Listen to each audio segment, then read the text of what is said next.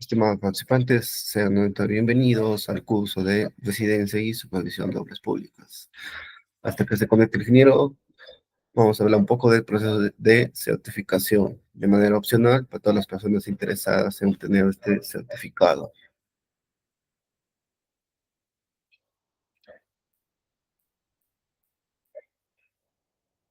Tenemos dos certificados que estamos emitiendo, certificado SIP más Ingenieros Perú y certificado por Ingenieros Perú. En la opción uno del certificado emitido por el Colegio de Ingenieros del Perú, sede Cucho, certificación con 120 horas académicas, que va a tener su certificado, sus nombres y apellidos, sus horas académicas y calificación obtenidas, sello y firma del presidente del CIP, sello y firma del secretario del CIP, su código de certificado, el nombre del curso y del ingeniero ponente, un código QR para que puedan validar su autenticidad por la empresa o ingenieros, un código QR que podrán solicitar un duplicado en el caso se extravíe, ¿no? Se pierde. Y su respectivo temario del curso. Este certificado de la opción uno emitido por Colegio de Ingenieros, tiene una inversión de 100 soles a nivel nacional y $29 de manera internacional.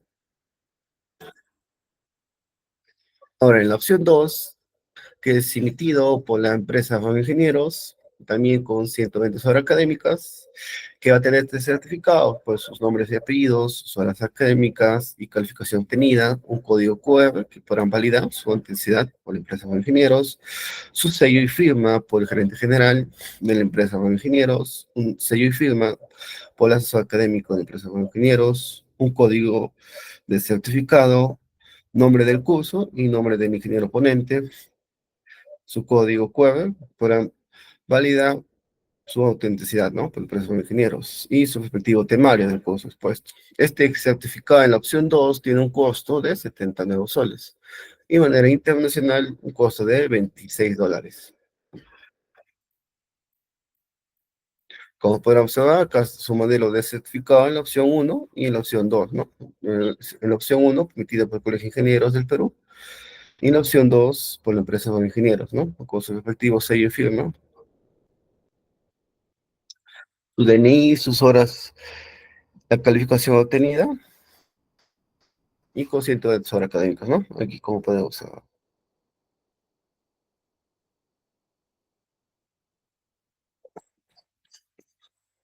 El primer bloque, para que puedan obtener el certificado, es hasta este domingo 21 y con su respectiva entrega posterior, pasando una semana. Contamos con bancos a nivel nacional, con Interbank, BCP, BBA y Banco de la Nación, a nombre de gerente general Jorge Mariano Pérez Sánchez, y Interbank con la empresa Romy Ingenieros Consultoría de Construcción S.R.L.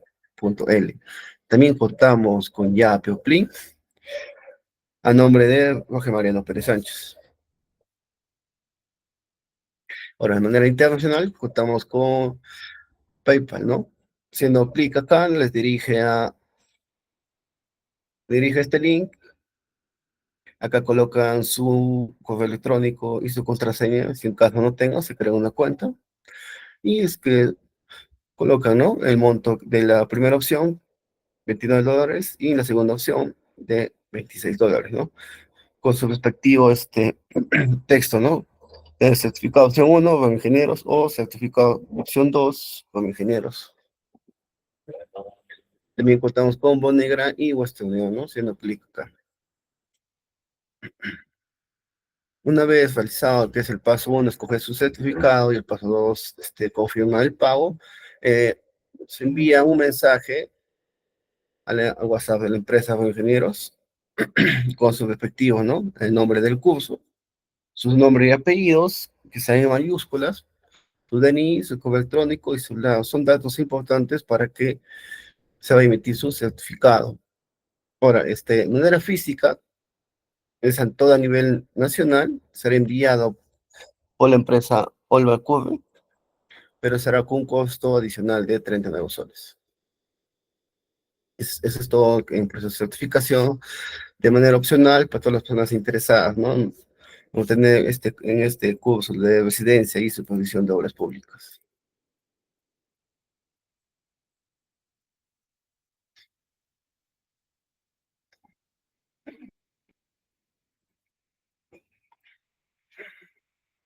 Ok, muchas gracias por escucharme lo que es el proceso de certificación, estimados participantes. Le daré pase al ingeniero Hugo para su respectivo, nuestra última sesión hoy día, programada martes 16 de julio, del curso de residencia y supervisión de obras públicas. Ingeniero Hugo, le daré pase. Muchas gracias.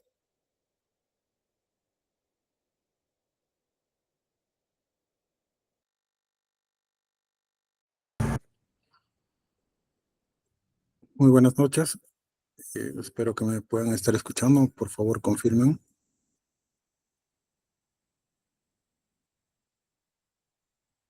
Sí, sí, sí, ingeniero. Ya. Bueno, tengan todos ustedes muy buenas noches. Vamos a dar inicio a la última sesión, ¿no? Del curso de residencia y supervisión. Haciendo una recapitulación de todo lo que hemos hecho en este curso, pues acerca principalmente de las funciones, tanto del residente, del supervisor, funciones, responsabilidades, incluso características que debería tener el ingeniero residente o supervisor. Y bueno, luego de eso empezamos con el tema de las obligaciones que tiene que hacer cada uno de ellos, ¿no? ¿Qué funciones cumplen en el desarrollo de una obra pública? Indicando pues qué procedimientos hacer previos a la ejecución del proyecto, durante la ejecución del proyecto. Y bueno, en esta sesión lo que tenemos que hacer es llegar hasta la culminación del proyecto, ¿no? Hemos tratado de darles algunos ejemplos para que puedan ser, a ver, permítanme.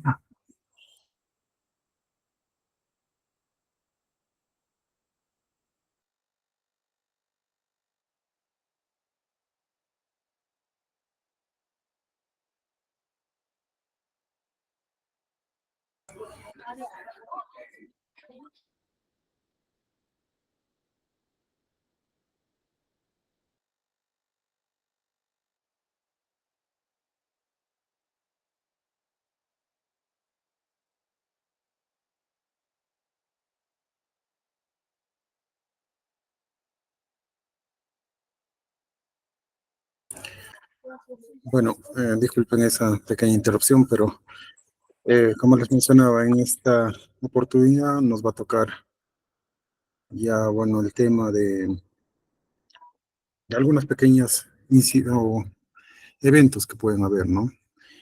Como en las clases pasadas habíamos visto que durante el proceso de ejecución, bueno, lo que prima principalmente es el aspecto técnico de ya sea el ingeniero residente o supervisor para poder guiar, mantener un avance constante de obra, para poder cumplir las metas en los plazos establecidos y reportarlos de acuerdo a a lo requerido tanto por la entidad como eh, por el reglamento de la ley de contrataciones. Ahora, en el caso habíamos visto en la última clase, en el caso de que hayan habido, digamos, prestaciones adicionales, habíamos mencionado que las prestaciones adicionales estaban fuera del expediente técnico o de la, de, o sea, son actividades que se van a realizar fuera o que no estaban contemplados dentro del expediente técnico y que, bueno, tenían ciertas características, ¿no? Que tenían que ser indispensables para alcanzar la finalidad del proyecto y que, bueno, tenían su propio sustento denominado un expediente técnico adicional que tenía toda la documentación necesaria para sustentar tanto los costos, planos, eh, documentación, cronogramas, memorias descriptivas, todo eso como un pequeño expediente, bueno, no un pequeño expediente, sino expediente propiamente dicho para la ejecución de adicionales de obra. Pero hay que tener en cuenta, no toda obra va a necesitar de adicionales de obra. Como les digo, ese tema de los adicionales son eventos o situaciones que pueden llegar a pasar si, digamos, ha habido deficiencias en el expediente técnico o si en al momento de la ejecución puede llegar a pasar algún tipo de incidente que amerite la prestación de adicionales, ¿no? Ahora, de la misma manera como los adicionales de obra, también podemos tener también podemos tener el tema de mayores metrados. Y a comparación de lo que son los adicionales de obra, tienen, a ver, tienen una similitud, ¿no? Primero es que son indispensables. Ambos son indispensables para la finalidad del proyecto, para que el proyecto llegue a su meta final. En el caso de mayores metrados, la diferencia es lo que está marcado ahí en la parte final, ¿no?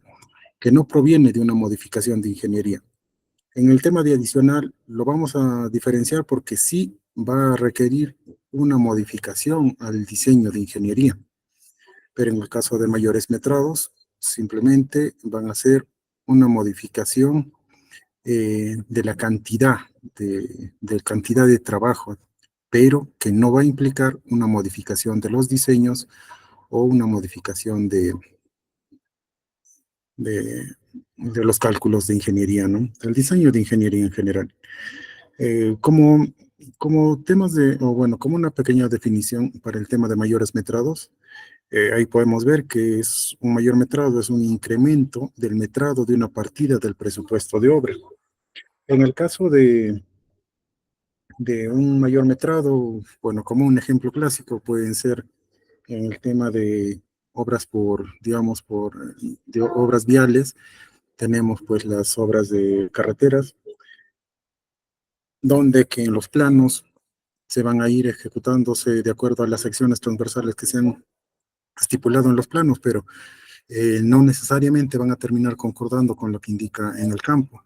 Así es que quizá va a haber un mayor movimiento de tierra, eh, y si en el caso de que ya los metrados, digamos, se indiquen los metrados, no 100 metros cúbicos de movimiento de tierra, pero en el campo haciendo las excavaciones, uno, ya se ha llegado a los 100 metros cúbicos y dos, no se está modificando la sección, simplemente es lo que ha representado o lo que se está representando en el campo, se puede considerar como un mayor metrado, ¿no?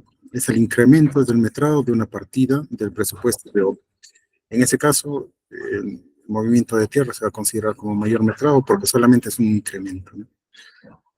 Otro es que ese mayor metrado, o bueno, un mayor metrado al igual que un adicional, es una partida que se necesita o es indispensable para alcanzar la finalidad del proyecto, al igual que un adicional de obra, ¿no? Y que al no ejecutar un mayor metrado, va a resultar que no se llegue a completar la meta final, el objetivo final, o culminar adecuadamente el proyecto, ¿no? Por otra parte, resulta del replanteo y cuantificación respecto al expediente técnico. Es lo que les mencionaba un poco en el ejemplo. Si, digamos, para el mayor, o bueno, para la ejecución de la obra, si en el expediente técnico nos indica que se van a ejecutar 100 metros cúbicos, pero en el campo hemos, haciendo los trabajos de ejecución, ya hemos agotado, digamos, los 100 metros cúbicos o ya hemos reportado los 100 metros cúbicos de excavación y aún queda todavía movimiento de tierra por realizar, ese replanteo, esa cuantificación por demás, quizá en este ejemplo que les hago, con respecto al expediente técnico, se va a considerar como mayor metrado, ¿no? Y bueno, como les decía, finalmente no proviene de una modificación de ingeniería. Para esto, por ejemplo, no les hago un pequeño ejemplo. Si digamos, yo tengo un muro de contención,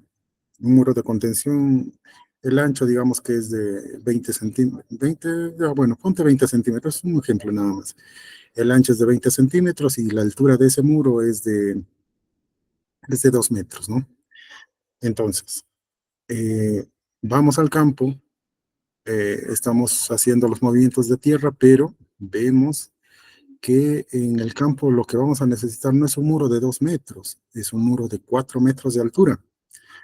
Entonces, al haber un muro más alto, se deberían considerar las mismas especificaciones para la disposición de aceros, por ejemplo. ¿Van a ser los mismos aceros que indica para un muro de 2 metros de alto? Va a ser lo mismo un muro de 2 metros de alto en el tema de resistencia, en el tema de dimensiones, digamos 20 centímetros de espesor de muro. Va a ser lo mismo que un muro de 4 metros. Ahí lo que se hace o lo que se va a ver es ya una modificación para ¿no? Para el tema del muro. Si vas a tener que soportar 4 metros de altura, digamos, los coeficientes de volteo ya van a ser distintos, quizá ya no van a cumplir. El espesor del muro quizá debería ser un poco más claro, el volumen de tierra que va a soportar o el elemento que va a soportar el muro. Las zapatas van a modificarse tanto en dimensión, tanto en profundidad, y que finalmente eso sí va a corresponder a una modificación del diseño de ingeniería. Por lo tanto, no se debería considerar como mayor metrado. Ya un mayor metrado significa simplemente una modificación de la cantidad, no del diseño. Pero le estamos aumentando 2 metros de alto, sí, pero esos 2 metros de alto implican un cambio en la parte del diseño de ingeniería, ¿no? Y al ser un cambio ya no debería ser considerado como mayor metrado, sino en ese caso, o en ese ejemplo, debería ser considerado como adicional. Deduces todo el muro y ah, haces un adicional por el muro de 4 metros, por ejemplo. Hay que tener en claro también el tema del diseño de ingeniería. ¿A qué se define? Y eso está en el reglamento de la ley de contrataciones, en el anexo 1, que indica que el diseño de ingeniería son todos los cálculos para el dimensionamiento o determinación de las características físico-mecánicas de los componentes de una obra. Como les decía, si tú tienes un muro de, un muro de concreto, no importa la longitud, lo que va a importar van a ser las dimensiones para soportar la pantalla, ¿no?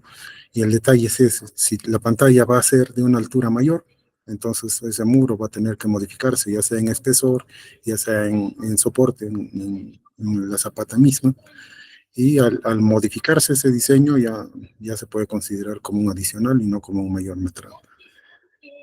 En este caso también menciona que el diseño de ingeniería debe ser realizado por especialistas en ingeniería. Obviamente los ingenieros que calculan, los especialistas deberían estar acá indicando, sustentando principalmente que la modificación de una determinada estructura va a hacer o va a generar modificaciones o no, quizá ya sea en disposición de aceros, ya sea en dimensiones de la misma estructura, ¿no? A ver, te indica, no se consideran cambios del diseño de ingeniería en mecánicas de replanteo y adecuación a la situación real del terreno. Implica la necesidad. Es como les mencionaba, si es que no requiere un cambio en el diseño, o sea, simplemente se va a hacer más largo. Por ejemplo, en el tema de excavaciones, para hacer las excavaciones para carreteras, se genera un movimiento de tierra mayor, pero tú vas a verificar que el tipo de terreno concuerde con lo que dice el expediente técnico. Si concuerda, no estás cambiando, digamos, el espesor del pavimento. Dos, no vas a modificar el ancho de la vía. Esa vía ha sido diseñada para un ancho determinado, no estás cambiando eso, pero se está generando un mayor movimiento de tierra porque el movimiento de tierra al momento de hacer los expedientes técnicos no son una, una cuantificación exacta, por decirlo así. Los que han hecho, digamos, secciones transversales en programas, van a ver que se puede hacer secciones cada cierto tramo, pero eso va a depender mucho, mucho de la topografía que se haya realizado en campo. Y por más detallado que se haga, siempre hay variación. ¿Ya? Y ese detalle se tiene tener en cuenta, ¿no? No vas a cambiar, sobre todo en este último párrafo, ¿no? El movimiento de tierra no implica que tú cambies el diseño de tu pavimento, de tu carretera, los anchos o las dimensiones que se han realizado para el diseño de la vía. Solamente estás ampliando o incrementando el movimiento de tierra que vas a hacer, tanto para la excavación como para la disposición a los DMs, ¿no? Entonces, los mayores metrados, eh, para un sistema de precios unitarios, se requieren ejecutar los mayores metrados, son autorizados por el supervisor y el inspector. Acá haciendo un paréntesis, te indica, ¿no?, que los contratos de sistema de precios unitarios que requieran ejecutar mayores metrados, el detalle de los mayores metrados es que solamente se ejecutan en sistemas de precios unitarios, no se ejecutan en suma alzada. Ya, eso hay que tenerlo en cuenta. Entonces, te dice que una vez detectado, digamos, la necesidad de mayores metrados, una vez que se han detectado, son autorizados por el supervisor o el inspector con anotación en el cuaderno de obra. ¿Quién anota? El, el- el ingeniero residente es el que va a anotar en el cuaderno de obra la necesidad o la necesidad de ejecutar mayores metrados. Y el supervisor eh, ratifica o autoriza la ejecución de los mismos, pero tiene que estar seguro de que esas partidas eh, sean mayores metrados, ¿no? Y al mismo tiempo va a comunicar a la entidad eh, de forma previa a su ejecución. Mm, ya, a ver, acá, el residente con anotación al cuaderno de obra solicita la ejecución de mayores metrados. El supervisor autoriza su ejecución hasta un 15% del monto contractual de la obra, ¿no? Considerando el monto acumulado de mayores metrados y prestaciones adicionales de obra. Esto, si mal no recuerdo, la clase pasada hicimos sobre el tema de autorización de ejecución de prestaciones adicionales.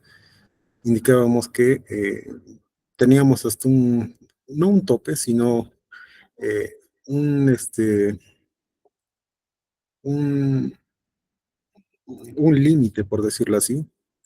Ese límite es el 15%, hasta donde la entidad puede autorizar la ejecución de adicionales de obra.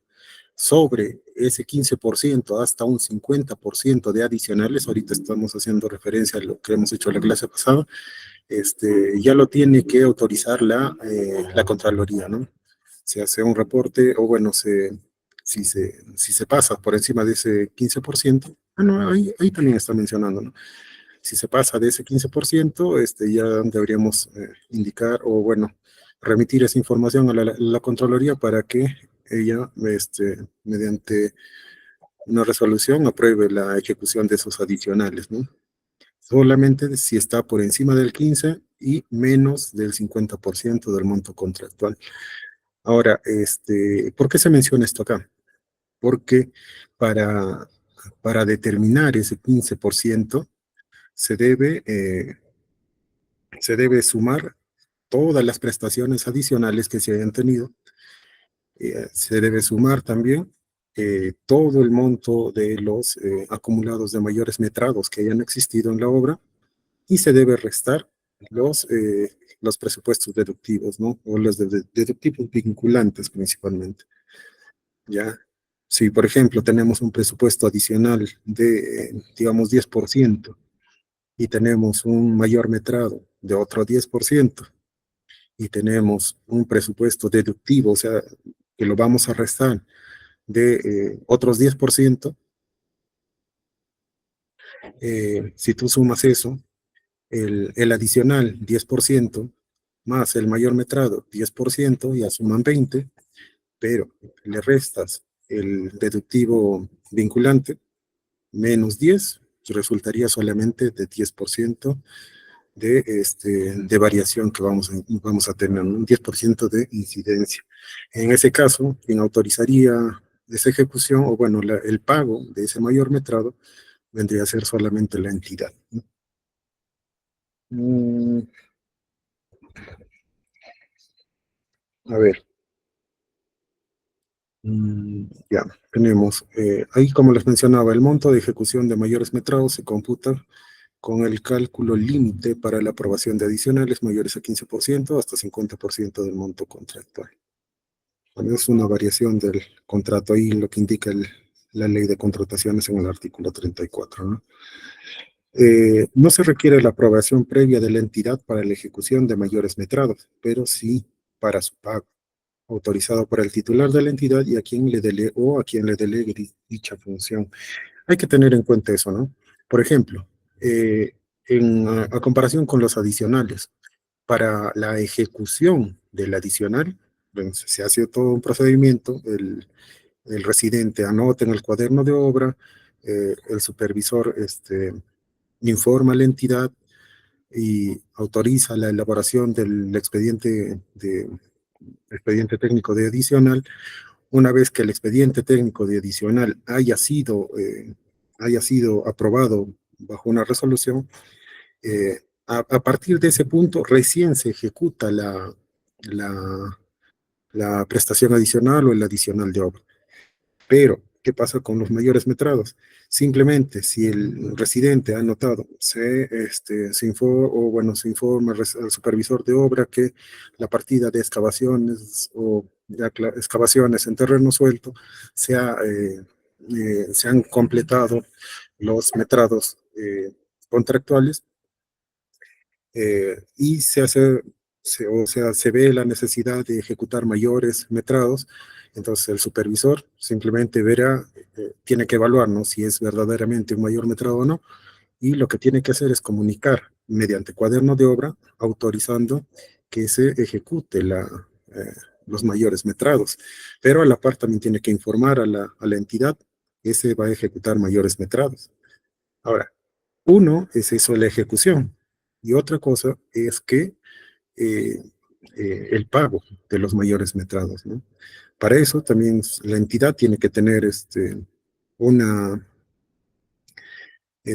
tiene que tener disponibilidad presupuestal, como habíamos visto, para la ejecución tanto de adicionales como mayores metrados. eh, bueno, no la ejecución, sino para el pago de mayores metrados, requerimos que la entidad disponga de presupuesto, ¿no? Y el problema es ese, ahí hay un detalle también, porque si es que el supervisor en el campo nada más, viendo la anotación del residente de obra, indica ya se tiene que ejecutar, digamos, mayores metrados, el supervisor simplemente autoriza porque él lo puede autorizar y el residente ejecuta los mayores metrados. ¿Cuál va a ser el problema? Es que cuando, digamos, la entidad no tenga el dinero suficiente para pagar esos mayores metrados, eh, va a tener el problema el residente de que no se le va a llegar a pagar hasta que se disponga de presupuesto para el pago. Eso es un problema. Por eso siempre hay que tener esa coordinación entre supervisión y entidad para poder autorizar eso. Y ahora, ahí también hay otro, ¿cómo llamarle? Entrampado, podría ser, eh, que indica, ¿no? Que si, digamos, tú como residente has, has, eh, has detectado, digamos, bueno, has visto la necesidad de ejecutar mayores metrados, en el momento que tú anotas en el cuaderno y el supervisor autoriza que deberías ejecutar, o sea, él verifica y autoriza que sí hay esa necesidad de mayores metrados, entonces tú sí o sí, como residente, vas a tener que ejecutar esos mayores metrados. Por más que la entidad no disponga de presupuesto o disponibilidad presupuestal para su pago. Y ese es un detallito que tienes que cuidar. Por eso siempre hay que estar atento al tema de disponibilidad presupuestal, ¿no? Mm,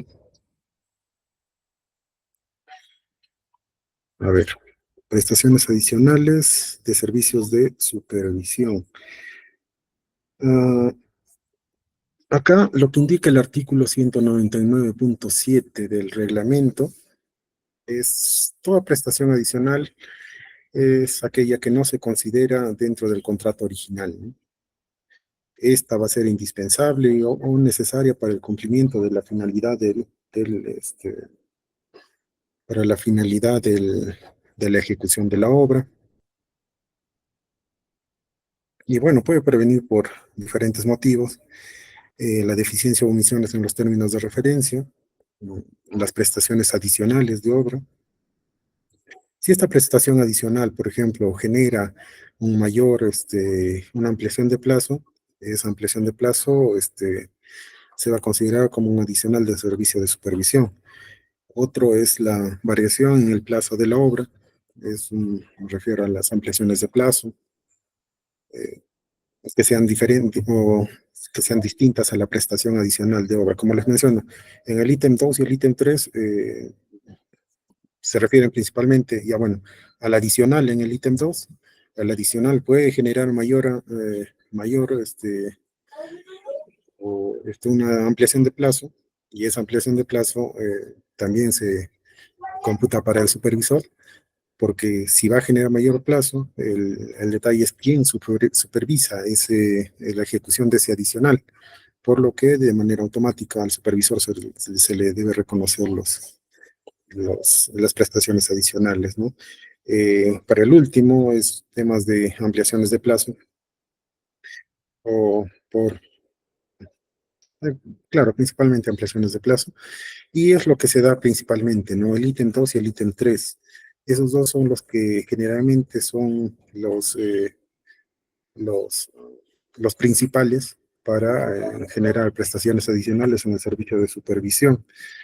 Eh, en virtud de la ampliación otorgada, indica, la entidad amplía sin solicitud previa el plazo de los otros contratos que hubieran celebrado y que se encuentren vinculados directamente al contrato principal. El contrato principal viene a ser la obra, la ejecución de la obra. Y si ese contrato se han modificado los plazos, entonces, así como indica, el plazo de los otros contratos vinculados, en este caso del supervisor, también se va a ampliar, ¿no?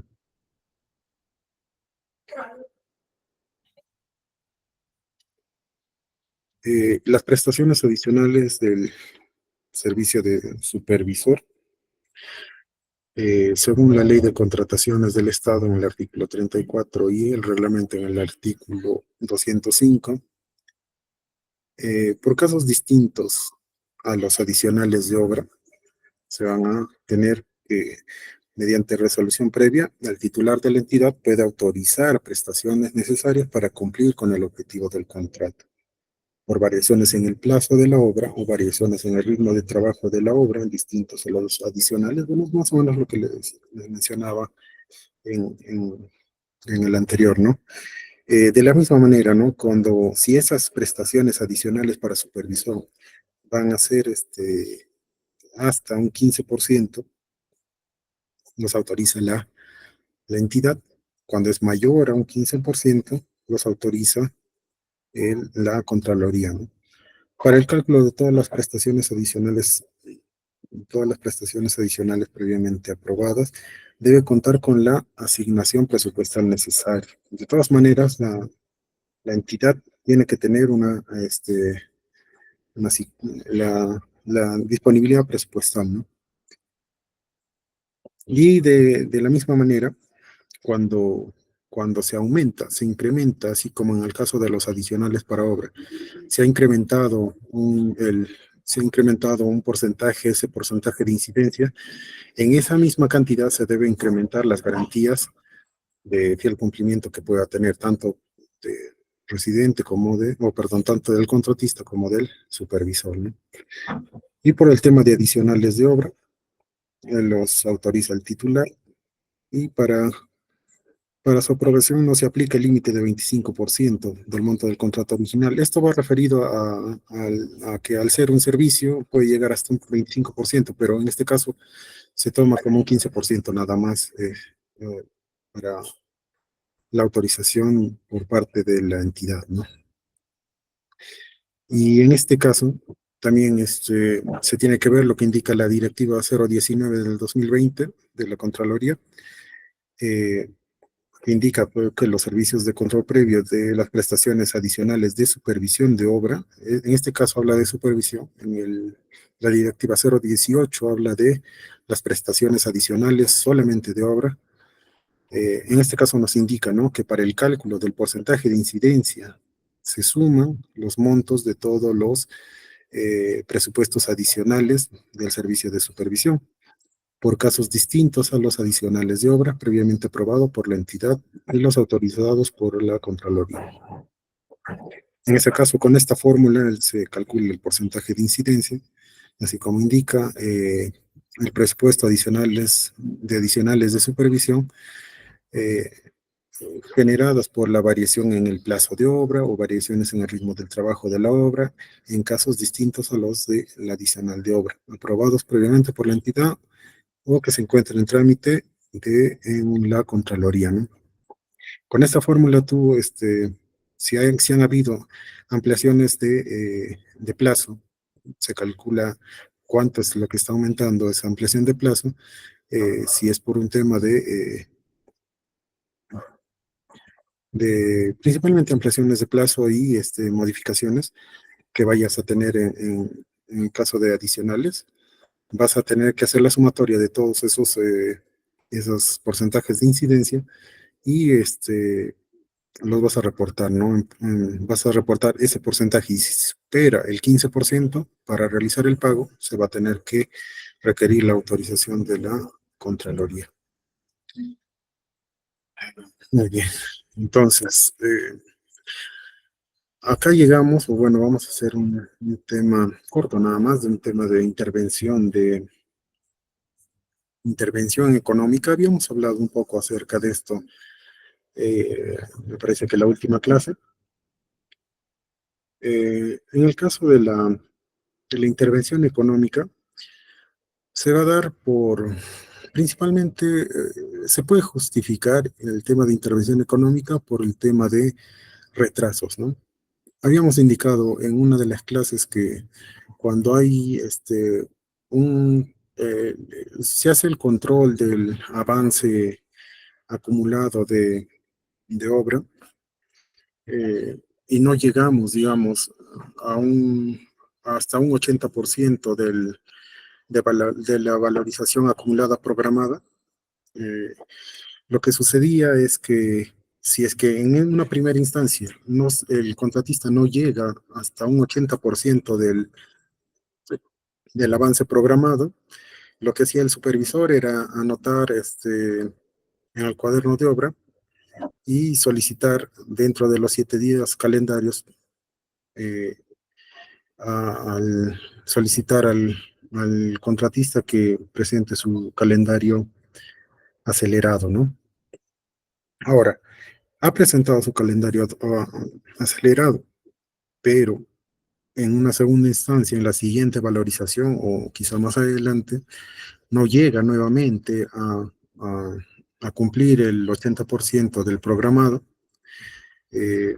lo que va a suceder es que el supervisor o el inspector en este caso va a anotar nuevamente en el cuaderno de obra y va a informar a la entidad, ¿no? En este caso, eh, puede ser considerado como causal de resolución de contrato o la intervención económica de la obra.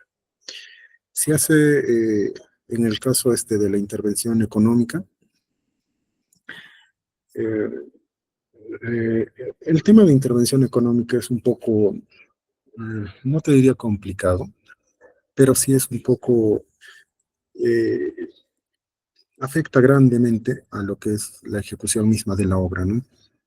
¿A qué se refiere con intervención económica? Es que, bueno, la entidad va a tomar como parte de la administración de la misma obra, ¿no? Tanto en el tema eh, administrativo como económico. ¿Qué es lo que va a suceder? El contratista va a seguir siendo responsable de la ejecución física de la obra, pero ¿qué va a pasar? Que la entidad va, va a administrar todos los contratos, ya sea de compras, adquisiciones o lo que sea que esté haciendo la empresa, la empresa contratista, y la, la entidad es la que va a llegar a pagar a los, a los proveedores, bueno, a los trabajadores incluso. Pero el detalle ahí es que la entidad debería tener la capacidad, tanto técnica como administrativa, para poder manejar una obra, eh, bueno, la obra a la que está interviniendo. Eh, para esto, lo que se hace es crear, ¿no?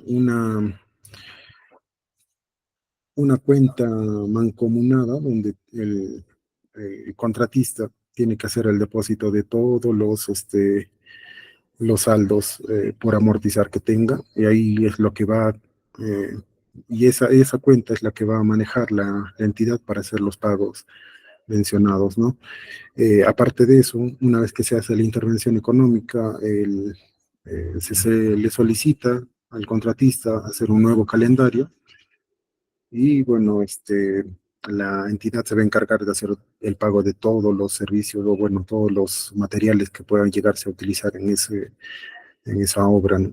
Como les digo, ese es un trabajo un poco pesado, si digamos la entidad no cuenta con el equipo o el personal técnico administrativo, eh, este, o quizás se encuentra demasiado recargado y no va a poder manejar. Por eso en muchos casos se recomienda que quizá la entidad, en lugar de llegar a un tema de intervención económica, evalúe, ¿no? Haga un tema de evaluación sobre lo que puede, cuál resultaría más beneficioso, ¿no?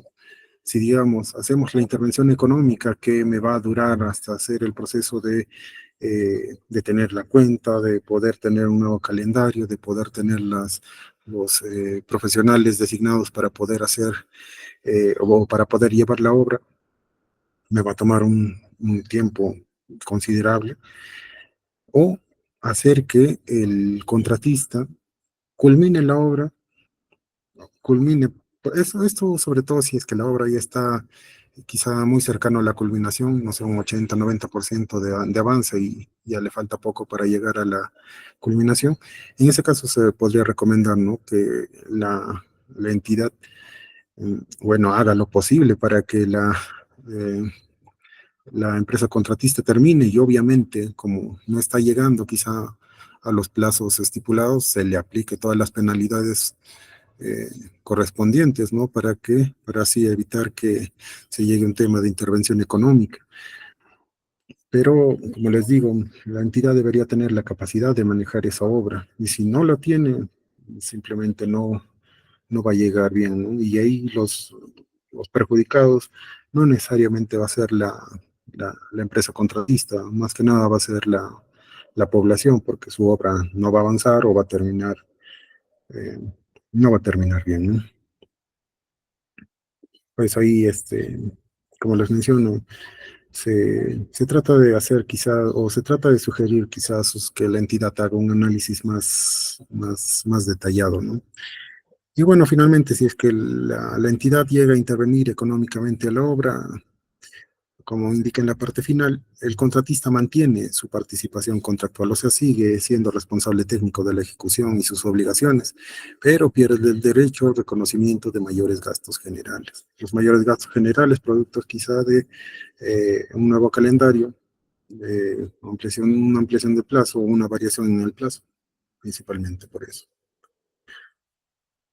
Muy bien, entonces, vamos a suponer que no ha pasado ningún tema de intervención. Simplemente se ha llegado a culminar la obra, ya sea con adicionales o mayores metrados, pero se ha culminado. Entonces, ¿qué es lo que vamos a hacer? Como residentes de obra, tenemos que anotar en el cuaderno de obra la fecha de la culminación de la obra y se solicita la recepción. Para esto, el ingeniero supervisor o inspector, una vez que bueno, haya visto el, la- haya visto el asiento del residente, lo que hace es que en un plazo de 5 días máximo va a ir a corroborar el cumplimiento de todo lo que ha estado establecido en los planos, especificaciones técnicas tanto en temas de calidad, y deberían encontrarlo conforme para poder emitir un certificado de conformidad técnica. Estos 5 días, se supone, mira, se supone que el ingeniero supervisor ha estado presente durante todo el proceso de ejecución. El ingeniero supervisor se ha contratado con una participación del 100%, ¿no? Y se supone que él sabe que se han ejecutado todas las obras, sabe que se han ejecutado cada una de las estructuras, cada una de las partidas en, no te diría en los plazos, pero sí con las calidades señaladas en el expediente técnico. Entonces, hay necesidad de que use estos 5 días, bueno, quizá para que haga el certificado de conformidad técnica, principalmente por eso. Pero no es que en esos 5 días va a estar yendo a revisar nuevamente uno por uno de cada una de las estructuras o partidas que se hayan ejecutado, porque se supone que ha estado presente. Entonces, ¿qué es lo que pasa? Dentro de estos 5 días, el supervisor va a emitir el certificado de conformidad técnica. Entonces, lo que hace es emitir eso y, bueno, lo va a remitir a la entidad. Y eh, lo va a remitir a la entidad y, bueno, la entidad, acá, la entidad va a tener un plazo de 5 días hábiles desde haber recibido ese el certificado del supervisor, el certificado de conformidad técnica. Una vez que ha recepcionado ese certificado, la entidad tiene 5 días para poder para poder conformar el comité de recepción, ¿no? Ahora, ya que se tiene conformado ese comité de recepción, tiene que tener por lo menos un ingeniero que sea representante de la entidad. Ya, si es un ingeniero o un arquitecto, no importa, pero la cuestión es que debería tener por lo menos un ingeniero. Y para hacer la recepción de obra, el residente entrega el cuaderno y una vez que se haya hecho, digamos, las verificaciones por parte del comité, recién los va a devolver una vez que ha finalizado esa, esa verificación. Y ellos tienen un plazo de 20 días como máximo desde su designación para ir a la obra y verificar el tema, y acá hay que estar bien claros. Este comité, junto con el contratista y el supervisor, van a ir a verificar el cumplimiento y operatividad de la infraestructura culminada y las instalaciones y equipos en caso de que le corresponda. ¿Qué es lo que sucede? Es que, como generalmente en las entidades, está bien, te designan un ingeniero para que les acompañe, generalmente es el ingeniero de obras, infraestructura, no sé, pero los otros miembros terminan siendo, pues, contadores, no sé, antropólogos, de otras oficinas, los ponen a otros funcionarios, y el detalle es ese, que esos funcionarios no tienen esos conocimientos para poder indicar que efectivamente se ha desarrollado eh, eh, con las cantidades o las calidades que indican las especificaciones técnicas. Ellos no tienen esa capacidad para decir eso. Ellos a lo mucho irán a verificar quizá las medidas y la idea es que se pongan a ver si es que digamos, si es una institución educativa, que las luces estén funcionando correctamente, que, bueno, lo visible, ¿no? Que puedan ir a ver el tema de el funcionamiento, digamos, de baños, de drenajes, de aparatos que puedan llegar a estar instalados, eh, todo lo que pueda estar visible, ¿no? Y ese es el asunto, porque se supone que el supervisor ha verificado la calidad de los servicios, o perdón, la calidad de la ejecución de la obra.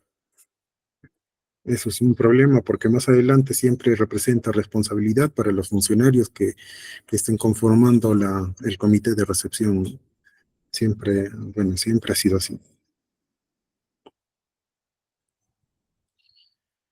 Por el tema de recepción, en el mejor de los casos, por ejemplo, de que tanto el comité como el supervisor no hayan tenido ningún tipo de observaciones, lo que va a suceder es que el, simplemente se va a dar como recepcionada la obra y se va a firmar el acta eh, el acta de recepción, ¿no? Y ahí lo tienen que firmar tanto los miembros del comité, el residente, el supervisor. Entonces, ahí como indica el acta de recepción, será suscrita por el comité, el supervisor o el inspector y el contratista, perdón, el contratista. Ya, entonces, ¿qué puede pasar? Va el comité a la, a la obra y encuentra algunas observaciones. Va a encontrar el comité y entonces en su acta indicarán pues que uno no se va a recepcionar la obra y a la par tienen que mencionar o bien tienen que indicar un pliego de observaciones, ¿no? Y que, bueno, como indica que no se va a recepcionar la obra. Ahora, ¿en cuánto tiempo tiene que el contratista hacer la absolución de esas observaciones? Como indica ahí, el contratista tiene un décimo del plazo vigente. El plazo vigente corresponde a el plazo contractual, o bueno, el último cronograma que haya sido aprobado. Si han habido ampliaciones de plazo, si han habido modificaciones del plazo contractual finalmente, ese es el último cronograma aprobado bajo resolución, ese cronograma es el plazo vigente. Entonces, si digamos, te dicen, o tu plazo vigente son 120 días, entonces te van a dar un décimo de ese plazo. 120 días entre 10 resulta 12, ¿no? 12 días. O, si no, te dice, o 45 días. El que resulte menor, 12 o 45, ¿cuál es menor? Entonces te van a dar 12 días para que subsanes todas esas observaciones que te hayan puesto en el pliego de observaciones. A ver, las prestaciones no dan derecho al pago al contratista, al supervisor o al inspector ni aplicación de penalidades. Simplemente es para que se cumplan o se absolvan las observaciones, ¿no? De haberse subsanado, una vez, digamos, se han subsanado en el plazo que te han dado, en este ejemplo, 12 días, si en 12 días tú las, o como supervisor, no, perdón, como contratista o como residente, haces los trabajos para subsanar, entonces nuevamente se informa al, al, se informan mediante cuaderno de obra al supervisor y el supervisor informa al comité, ¿no? El comité nuevamente se apersona a la obra y nuevamente en el caso de que haya subsanado todas las observaciones, se suscribe el acta de recepción. Eh, Me advierte que no se encuentra. Ya. ¿Qué es lo que pasa, digamos, ya? Como en nuestro ejemplo, ya tenemos 12 días, ¿no? Que nos han dado para subsanar. En el caso de que el contratista no avance, no haya avanzado ninguna de las observaciones, digamos, en la mitad del plazo que se le ha dado, digamos, a los 6 días, el supervisor puede hacer un asiento en el cuaderno de obra.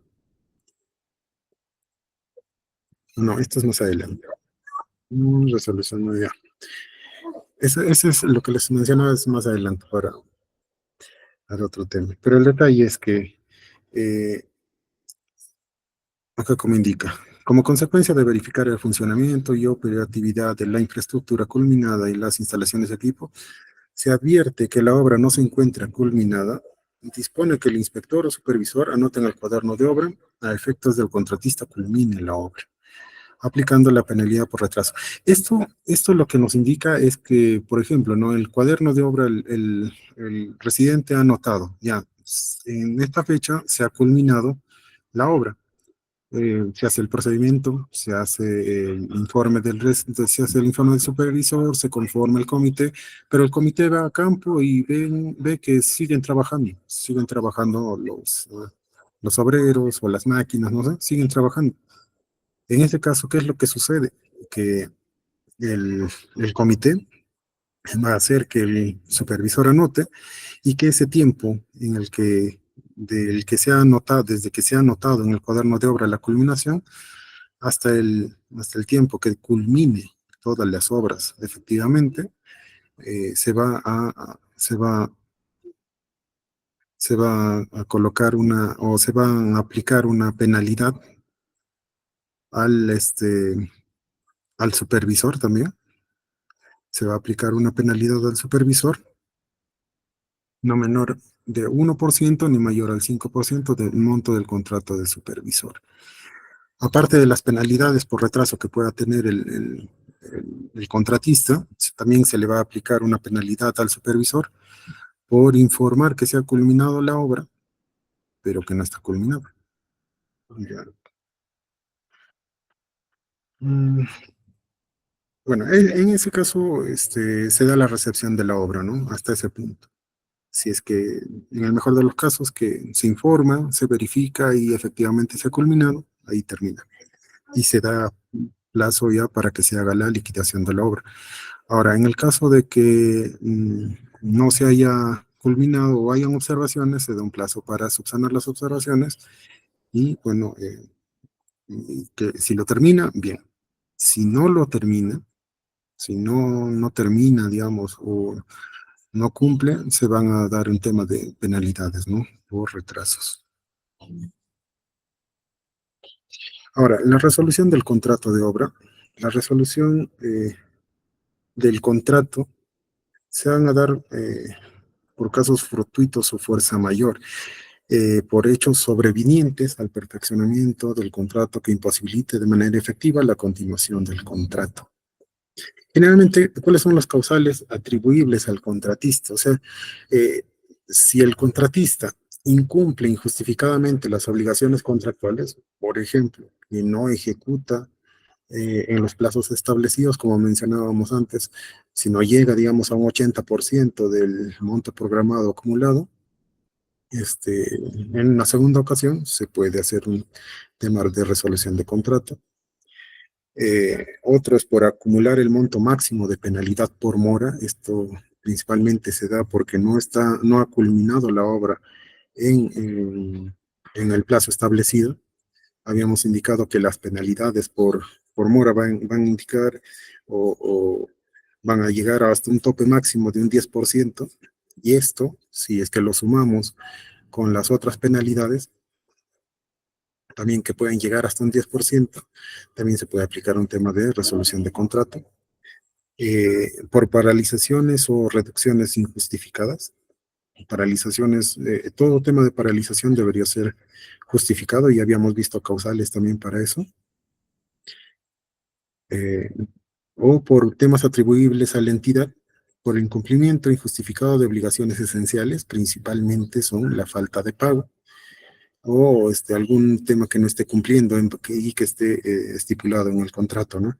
Y el primer tema, el primer ítem es el que principalmente llega o es el más característico, ¿no? La entidad, o sea, cada vez que la empresa contratista presenta una valorización, digamos, ya ha sido revisada por el supervisor, da su visto bueno y se le da a la entidad hasta el último día del mes que ha presentado o del mes siguiente de presentar la valorización para que pague, ¿no? La valorización correspondiente. Pero hay el caso de que no paga un mes, no paga 2 meses, hasta 3 meses. ¿Qué es lo que pasa?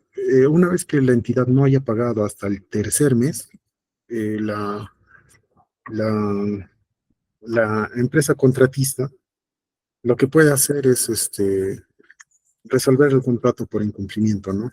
Incumplimiento de obligaciones de pago. Y ahí ese también es un tema un poquito complicado. Vamos a ver, por ejemplo, en el artículo 36 de la Ley de Contrataciones, nos indica que se debe resarcir los daños y perjuicios ocasionados que no corresponden en los casos de corrupción. El tema es que si la resolución es por incumplimiento del contratista, o sea, si el contratista, así como vemos acá, no cumple las condiciones contractuales o su monto acumulado de moras llega a más del 10%, eh, ¿qué es lo que va a pasar? En la liquidación se van a consignar todas las penalidades que le correspondan. El detalle es que, ¿dónde está? Ya, si es por causa de la entidad, se va a reconocer al contratista en la liquidación el 50% de la utilidad prevista. Mes a mes se le van a ir pagando, ¿no?, las utilidades al contratista. Pero el detalle es que si es que la entidad falla en este tema, o sea, le resuelven el contrato a la entidad, se le tiene que pagar al contratista como daños y perjuicios el 50% de toda la utilidad que está quedando como saldo por ejecutar. En ese caso, una vez que se haya resuelto, digamos, el contrato y se haya resuelto el contrato entre la entidad y el contratista, para culminar, digamos, los trabajos que están pendientes todavía, la entidad podrá invitar a los postores a que participen en el procedimiento de selección y de no proceder a lo anterior, o sea, si es que no hay postores para que puedan culminar este trabajo, se puede realizar una contratación directa. Muy bien, entonces vamos a suponer que se ha liquidado la obra, o perdón, se ha recepcionado la obra, ya sea en buena manera, digamos, ha ido el comité, recepcionó y vio que estaba todo correcto, se recepcionó, se hizo el acta y listo. A partir de ese punto que se haya recepcionado la obra, tenemos que iniciar el proceso de liquidación. En el artículo 209 del reglamento de la Ley de Contrataciones, nos indica, ¿no?, que la liquidación es un cálculo técnico efectuado dentro de las condiciones normativas y contractuales. Tanto ahí se tienen que sumar las penalidades, intereses, gastos generales, todo lo que pueda haber, que tiene como finalidad determinar el costo total del contrato y su saldo económico. O sea, ahí lo que vamos a ver es que todo lo que se ha pagado a lo largo de los meses que han valorizado y se ha pagado la entidad, todos esos pagos, tenemos que hacer esa relación con todo lo que se ha ejecutado efectivamente, ¿no?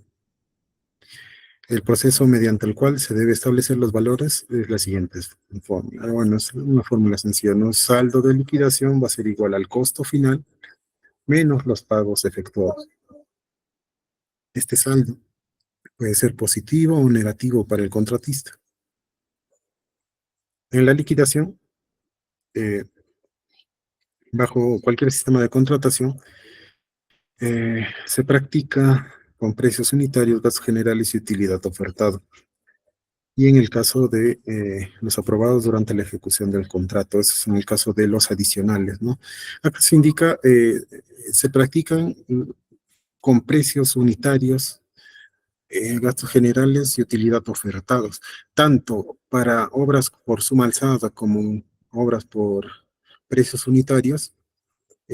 Al momento de hacer la propuesta económica, se hace la propuesta económica en base a las partidas y los metrados que indica el expediente técnico, pero los precios unitarios de cada una de esas partidas son ofertadas ya por el contratista. O sea, ellos son los que ponen el precio a los precios unitarios, no los costos del precio unitario. Antes, en una normativa anterior, para lo que es suma alzada principalmente, se daba un tema de factor de relación que nos indicaba que todo lo que es, digamos, si la obra costaba, no sé, 1 millón, yo me lanzaba con 900.000, entonces hacíamos una división, 900.000 entre 1 millón, salía 0.9, entonces mi factor de relación salía 0.9, y en cada valorización se hacían con los costos unitarios del expediente técnico, y al final se multiplicaba por ese factor de relación. Ahora actualmente lo que se hace es que en la propuesta, en la oferta del postor, del contratista, se usan principalmente los costos unitarios de cada una, o sea, ellos son los que ofertan los costos unitarios, ¿no? Tanto las partidas como los metrados tienen que ser específicos del expediente técnico, no tienen que variar. Y si varían, ya es una falta del contratista, ¿no? Eh, no se procede a la liquidación mientras exista controversias pendientes por resolver. Mm, En ese caso, si hay algún tipo de controversia, por ejemplo, por el tema de, ya sea por paralizaciones o por valorizaciones que haya habido algún tipo de controversia por parte del contratista y supervisor, hasta que no se resuelve eso, no se va a proceder a la liquidación. Ya, el contratista presenta la liquidación sustentada, tiene hasta 60 días para presentar esa liquidación una vez que se hayan hecho la recepción de la obra. El supervisor o inspector presenta a la entidad sus propios cálculos de liquidación, excluyendo aquellos que se encuentran sometidos a un medio de solución de controversias. Es lo que les decía, si hay un tema de controversias, eso primero se tiene que resolver antes de proceder al tema de liquidación. Y dentro de un plazo de 60 días o un décimo del plazo vigente de ejecución de obra, el que resulte menor, dentro de ese plazo se tiene que presentar la liquidación, ¿no? Ahora, el tema es por ejemplo, tenemos un plazo de 120 días, tenemos 60 días o un décimo de ese plazo, son 120 días entre 10, son 12 días, 60 y 12, ¿cuál resulta mayor? 60, entonces, en este ejemplo, dentro de 60 días se tiene que presentar la liquidación, ¿no? En caso el contratista no presente la liquidación en el plazo previsto, o sea, dentro de esos 60 días de nuestro ejemplo, la entidad ordena al supervisor o inspector la elaboración de la liquidación debidamente sustentada en el mismo plazo previsto, o sea, los 60 días, siendo los gastos a cargo del contratista. O sea, que todos esos gastos para la elaboración de la liquidación, en caso de que el contratista no presente ninguna documentación, los va a hacer el supervisor y ese pago, ese pago se va a descontar en la liquidación, ¿no? Para el pago final del supervisor.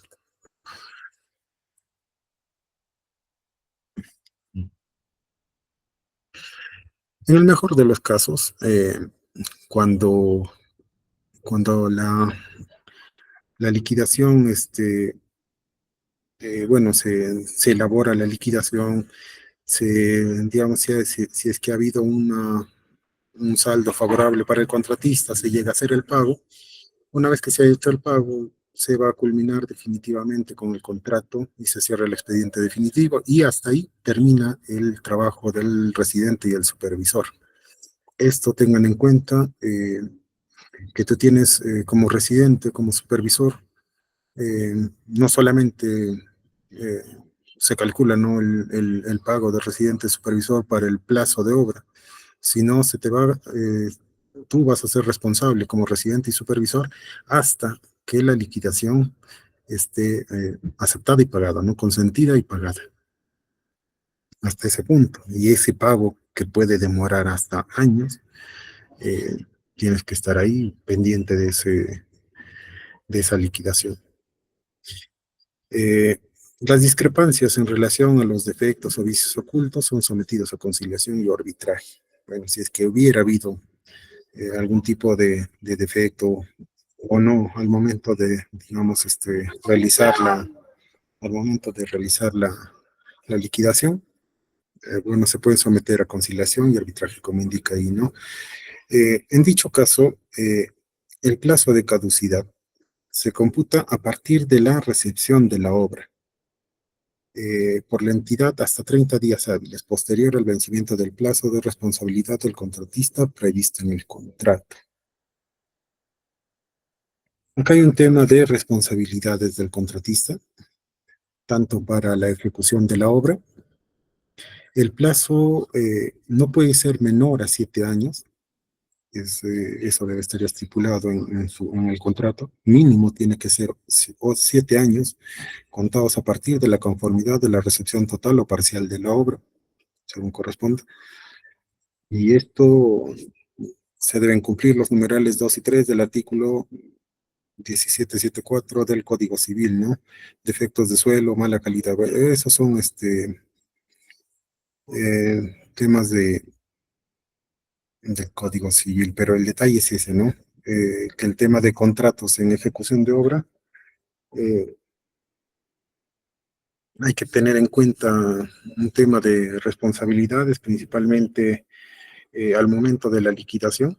Generalmente lo que pasa es que como ahí ya se sinceran todos los costos que se han tenido, todos los gastos, uno de los detalles principales en los que la entidad generalmente cae en error, y eso es quizá por no llevar de manera adecuada la liquidación, son algunos puntos, ¿no? Por ejemplo, eh, que al momento de hacer la liquidación, eh, se presentan, ¿no? Este es como un resumen de todas las valorizaciones que han hecho mes a mes y que hay que verificar que la valorización uno que se haya pagado, digamos, en un mes anterior, sea exactamente igual a lo que indica en la liquidación. Si en la valorización indica que se ha pagado 100.000 soles, en la liquidación también debería indicar que se ha pagado 100.000 soles. El detalle es ese, ¿no? Los montos los valorizados tienen que corresponder a lo que indica en la liquidación también. Eh, También hay que verificar un tema de los índices unificados, por ejemplo, los índices unificados que se han utilizado mes a mes y el recálculo que se haya hecho el mes siguiente, siempre tiene que ser concordante con lo que indica o al revés, ¿no? La liquidación tiene que ser concordante con los índices unificados que se hayan utilizado en las valorizaciones. ¿Ya? El hecho de que se usen índices unificados que no corresponden es un error que quizás eh, ya sea el contratista no lo haya presentado correctamente o quiera inducir a error a la entidad, ¿no? Mm, Por otro caso, también que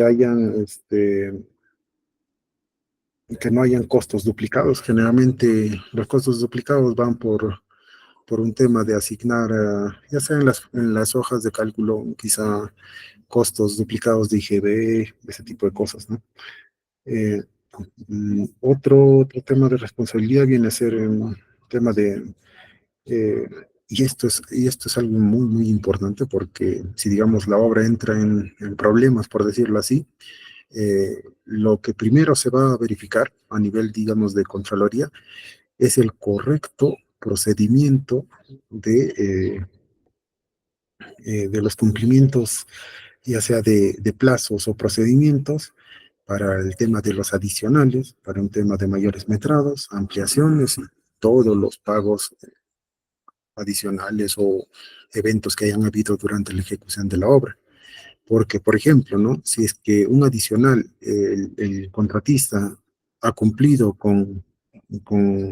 eh, con el procedimiento, pero digamos la entidad se ha demorado en su aprobación, pero de todas maneras lo han aprobado, ahí es un problema grave para los funcionarios, sobre todo porque en este pequeño ejemplo podemos decir que el contratista ha, ha hecho bien su trabajo, ha cumplido los procedimientos y fechas y plazos, pero la entidad no, y aún así lo ha aprobado.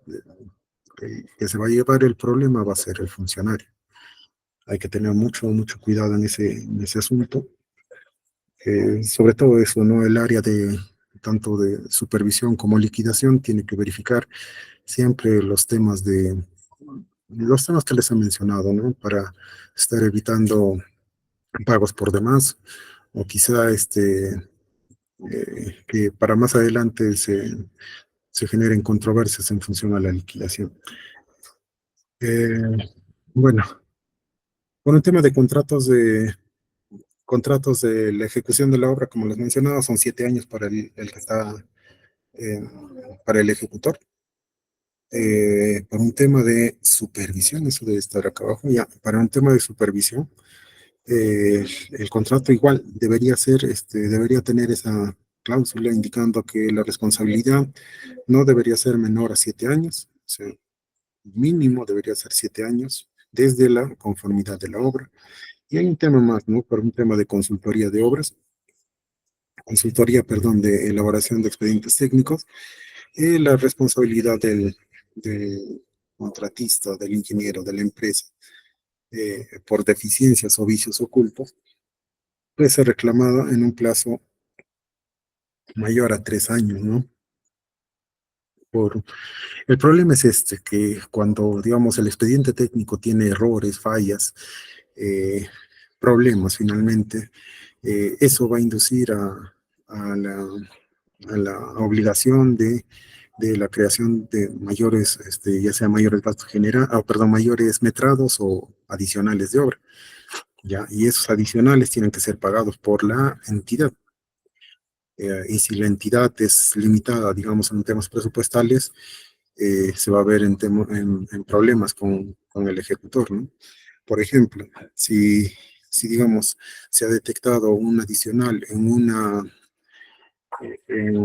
al momento de hacer unas pistas, por ejemplo, se han detectado un adicional para, porque en el suelo o la capa de suelo requiere una capa de mejoramiento y eso no está estipulado en el expediente técnico. Ese error implica que se apruebe un expediente de adicional para ese punto, ese tramo, y ese pago lo tiene que asumir la entidad. Y si la entidad no tiene dinero, el contratista puede hacer dos cosas. O bien puede ejecutar tal cual está en el expediente y viendo que a futuro eso va a fallar, pero no es su responsabilidad porque la entidad no tiene dinero para pagar ese adicional. O si no, se queda ahí, se puede quedar ahí. Puede, como no está plasmado en su parte contractual y le están obligando a continuar a hacer a la ejecución de ese adicional, simplemente puede resolver también contrato, ¿no? Ese es un problema que se genera a partir de un expediente técnico deficiente. Ahora, hay que tener en cuenta eso, ¿no? Que al momento de hacer, digamos, los expedientes técnicos, la entidad debería contratar con ese plazo mínimo de responsabilidad y aparte de eso, con cláusulas de poder resolver cualquier consulta que pueda llegarse a realizar durante el proceso de ejecución. Eso también está estipulado en el reglamento de la ley de contrataciones y debería ser, ¿no? Para que pueda absolver de manera rápida y eficiente las consultas que puedan llegar a tenerse en el proceso de ejecución.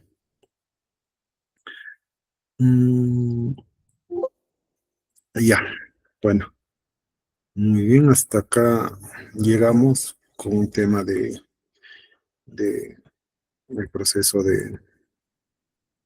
bueno, en sí, como han visto, el curso, tanto de residente y supervisor, lo hemos hecho un poco más abocados a lo que es la ley de contrataciones, ¿no? Y en este caso, siempre hay que verlo como si fuera un cuento, ¿no? Una historia, cómo inicia, cómo avanza, qué caminos hay en el intermedio. Puede ser una vía libre, sin problemas, se ejecuta sin problemas, se recepciona eh, rápidamente y bueno, se termina en los plazos y tiempos, pero también puede haber puntos donde la ejecución resulte dificultosa, ya sea por temas de expediente técnico, ya sea por temas ambientales, temas incluso sociales, pueden llegar a afectar el, el- el proceso de ejecución. Pero para todo esto, la ley de contrataciones y su reglamentación trata, ¿no? Trata de verificar un poco, o bueno, trata de prever un poco los casos que puedan llegar a tener en una ejecución. Y muy aparte de eso, hay que estar siempre atentos en lo que indican las opiniones del OCE para determinadas situaciones. Las opiniones del OCE son opiniones vinculantes a lo que, a lo que es a lo que es tanto la ley de contrataciones y el reglamento, ¿no? Lo que indica la opinión OCE es principalmente son las interpretaciones que se llega a tener del reglamento. Muchas veces parece que los bueno, el reglamento o la ley son un poco vacías o vagos, y sí, hay casos particulares, pero las opiniones OCE siempre están ahí para indicar o indicar de qué manera se debe proceder en ese caso, ¿no? Y hay que estar siempre presentes de acuerdo a lo que nos indica eso, porque así como tú puedes tener alguna dificultad en campo, muchos ingenieros, muchas obras, muchas empresas contratistas, muchas entidades ya lo han pasado. Y siempre es bueno revisar eso para tener un marco de referencia para poder dar sustento quizá a nuestra documentación, dar sustento a las acciones que podamos tomar y estar siempre actualizados en este tipo de temas, pues, ¿no? Eh, bueno, espero que les haya gustado. He tratado quizá me he ido un poco por la parte eh, normativa, pero ahí los ejemplos pudimos haberlos. Yo considero que para un próximo curso podemos aumentar más ejemplos y ejemplos de las particularidades que podemos llegar a tener en la ejecución de la obra, ¿no? Pero considero que se ha hecho en función a lo que es una ejecución y lo que podría llegar a pasar en el campo. Espero que les haya gustado y bueno, doy pase al coordinador, ingeniero Luis. Muchas gracias, ingeniero, por la clase dictada de esta última sesión. Hemos llegado al fin de este curso de residencia y supervisión de obras públicas. Muchas gracias, estimados participantes, por asistir. El día de mañana tenemos nuestra última evaluación y así ustedes podrán acceder al certificado de manera opcional, ¿no? Para todas las personas interesadas. Y si tienen alguna pregunta o novedad, por favor, al WhatsApp de la empresa para que puedan gestionar sus certificados. Les reitero que mañana a las 9 p.m., hora peruana, tenemos nuestra última evaluación del curso de residencia y supervisión de obras públicas. Muchas gracias con todos, muy buenas noches y no se olviden mañana su examen. Y nos vemos en otro próximo curso. Muchas gracias.